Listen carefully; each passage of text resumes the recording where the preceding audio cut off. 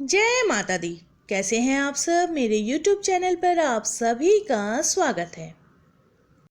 दशा माता व्रत पूजन चैत्र माह के कृष्ण पक्ष की दशमी तिथि को किया जाता है। मान्यता है कि ये व्रत बिगड़े ग्रहों की दशा सुधार कर सुख, समृद्धि, सौभाग्य और धन संपत्ति की पूर्ति करता है। इस व्रत को दशा माता व्रत के नाम से जाना जाता है। दशा माता व्रत के दिन मुख्यतः भगवान विष्णु के स्वरूप पीपल वृक्ष की पूजा की जाती है। इस दिन सौभाग्यवती महिलाएं कच्चे सूत का 10 तार का डोरा बनाकर उसमें 10 गांठ लगाती है और पीपल वृक्ष की परिक्रमा करते हुए उसकी पूजा करती है। पूजा करने के बाद वृक्ष के नीचे बैठकर नल दमयंती की कथा को सुनती है। उसके बाद परिवार की सुख समृद्धि की कामना करते हुए डोरा गले में बांधती है। घर आकर मुख्य द्वार के दोनों ओर हल्दी कुमकुम के छापे लगाती है। इस दिन व्रत रखा जाता है और एक समय भोजन किया जाता है। भोजन में नमक का प्रयोग वर्जित माना गया है। इस दिन प्रातः काल उठकर घर की साफ सफाई करके सारा कचरा बाहर फेंक दिया जाता है। इस दिन किसी को पैसा उधार नहीं देना चाहिए। प्रयास करें कि दशा माता पूजन के पूरे दिन बाजार से कोई वस्तु न खरीदे। जरूरत का सारा सामान एक दिन पूर्व ही लाकर रख ले।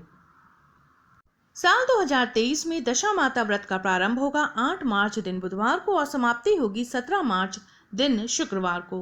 चैत्र कृष्ण दशमी तिथि का प्रारंभ होगा 16 मार्च की शाम 4:39 पर और समाप्ति होगी 17 मार्च की दोपहर 2:06 पर। दशा माता की व्रत कथा के अनुसार एक समय राजा नल और रानी दमयंती सुखपूर्वक राज करते थे। उनके 2 पुत्र थे। एक दिन की बात है, एक ब्राह्मणी राजमहल में आई और रानी से कहा कि दशा माता का डोरा ले लो। दासी बोली, महारानी जी, आज के दिन सभी सुहागनी महिलाएं दशा माता की पूजा और व्रत करती हैं और इस डोरे को गले में बांधती हैं, जिससे घर में सुख समृद्धि आती है। रानी ने वो डोरा ले लिया और विधि अनुसार पूजा करके गले में बांध लिया। कुछ दिनों के बाद राजा नल ने दमयंती के गले में डोरा बांधा देखा तो पूछा कि इतने आभूषण होने के बाद भी तुमने ये डोरा क्यों बांध रखा है। और ये कहते हुए राजा ने डोरा गले से खींचकर निकालकर फेंक दिया। रानी ने डोरा उठाते हुए कहा कि ये दशा माता का डोरा है, आपने उसका अपमान करके अच्छा नहीं किया। रात्रि में राजा के स्वप्न में दशा माता एक बुढ़िया के रूप में आई और राजा से कहा कि तेरी अच्छी दशा जा रही है और बुरी दशा आ रही है। तूने मेरा अपमान किया है। जैसे जैसे दिन बीतते गए धीरे धीरे राजा के ठाट बाट, धन धान्य, सुख समृद्धि नष्ट होने लगे। दशा इतनी बुरी हो गई कि राजा को अपना राज छोड़कर दूसरे राज्य में भेष बदलकर काम मांगने जाना पड़ा। रास्ते में राजा को एक भील राजा का महल दिखाई दिया। वहां राजा ने अपने दोनों बच्चों को अमानत के तौर पर सुरक्षित छोड़ दिया और राजा रानी आगे बढ़ गए। राजा के मित्र का गांव आया। वे मित्र के यहाँ गए तो उनका खूब आदर सत्कार हुआ। मित्र ने अपने शयन कक्ष में सुलाया। उसी कमरे में मोर की आकृति की खूंटी पर मित्र की पत्नी का हीरो जड़ा कीमती हार टंगा था। मध्य रात्रि में रानी की नींद खुल गई तो देखा कि वो बेजान खूंटी हार को निगल रही है।